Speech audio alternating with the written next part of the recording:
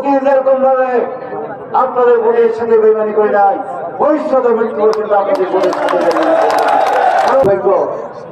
আমি যে রাস্তা করি ফাঁকা, সেই রাস্তার মধ্যে কেউ হাঁটি যেতে বলে এমপি সাধারণ সাহেব কি করছে, অথচ উনি আমার পাকা রাস্তা দিয়ে গাড়ি চালাচ্ছে।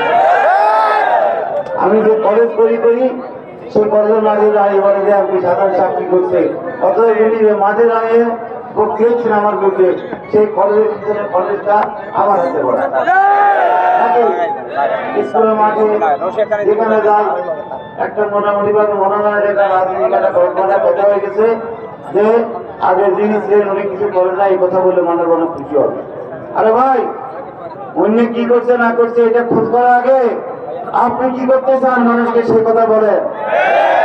মানুষ যদি আপনার কথা বিশ্বাস করে আপনার পক্ষে রাজি, আমার তো কোনো অসুবিধা নেই আছে। এই সুবর্ণচরের আমি যখন প্রথমে কেন পিছনে এমপি হই, এখানে মাঝদি থেকে কোন রাস্তা ফাঁকা ছিল?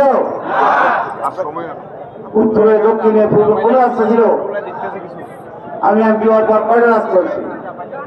আপনাদের এই ভেড়িটা ফাঁকা হয়েছে, আপনাদের সরকারের প্রতি আমাদের সাথে কানেক্টেড রোডটা হয়েছে ফাঁকা, সোনাপুর টার্মিনাল রাস্তা ফাঁকা হয়েছে, সোনাপুর থেকে সরাসরি থানার রাস্তা রয়েছে, আগে এগুলো আগে আমি আমার আগে ছিল।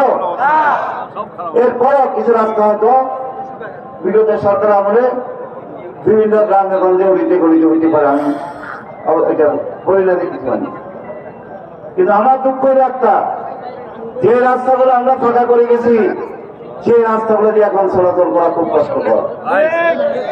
বাংলা বাজার সরকার থেকে বাংলা বাজার রাস্তা আমাদের হাতে করা, প্রধান বাজার থেকে বেরিয়ে আমাদের হাতে রাস্তা ফাঁকা করা, কিন্তু আজকে কি বাংলা বাজার থেকে বাসে করে আসতে পারছেন?